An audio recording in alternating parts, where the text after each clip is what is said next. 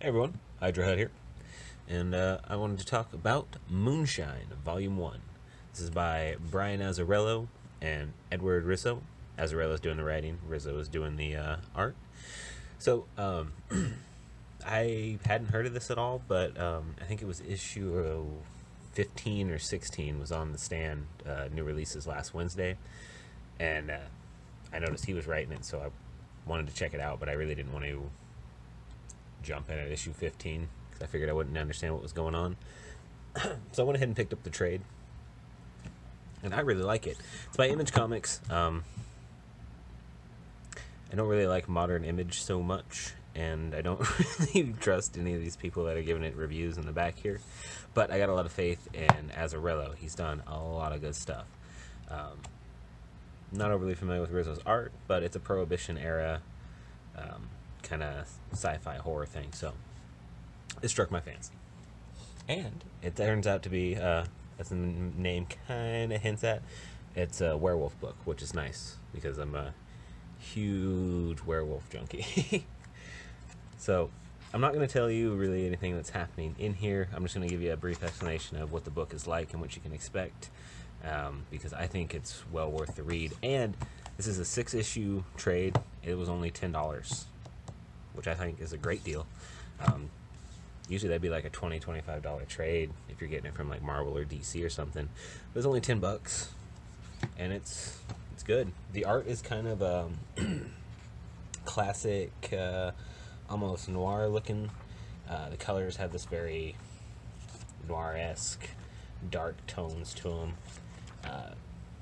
Really good facial features, very descriptive art.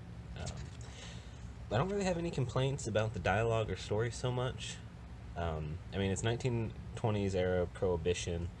My only real complaint, I think, with the dialogue would be our main character. He's a mad horn dog, which is pretty funny, and I don't mind that at all. But some of the stuff he says is pretty modern. Like, let's see here. Okay, he's in a Steiner, right? Somebody asks him if he wants more coffee, and he sees this waitress. He's like, "Good idea," and then he just keeps staring at her. And he finally, they finally make eye contact, and she makes a comment about the gravy. It's gross, but anyway, he comments about her gravy, and it just seems really, really, really modern for a 1920s era.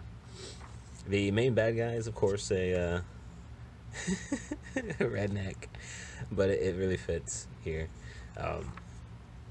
And I really like the start with, so the reason that the mafia is here dealing with moonshine, obviously during the Prohibition time they needed to stock their speakeasies and whatnot with booze.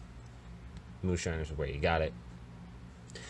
Hiram, he's the main, basically our main bad guy. He's the guy you're going to really be introduced to as a bad guy in this volume. He's got some of the best moonshine around. And our main character, his boss, is a mafioso named Joe.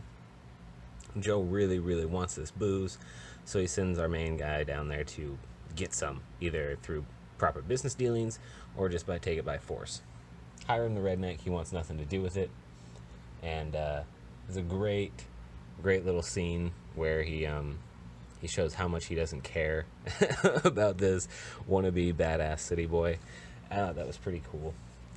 The fights in this are good. There's a fair amount of sex, but it's not like they're showing it or anything like that.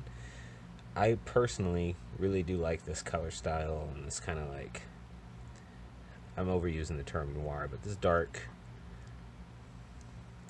it reminds me of an old Dick Tracy poster I used to have on my wall, where it was just like the shadow image of Dick coming through a yellow doorway into a black room, and he was holding a gun and wearing his hat, and very, very cool. Reminds me of that.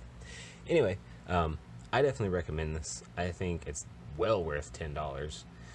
I don't know if it's going to get any better, if it's going to stay good, but they're on issue 15 or 16 as far as the floppies go, so I imagine it's doing all right. Well enough they can keep printing it, even if the companies really don't seem to care about numbers anymore. But yeah, if you're willing to throw some money at Image, or better yet, just go to an LCS, look for somebody who's already got this in stock, because then you're not giving these guys money, you're giving the business money who's already spent their money on this stuff. Anyway, thanks for watching. Hail Hydra, baby.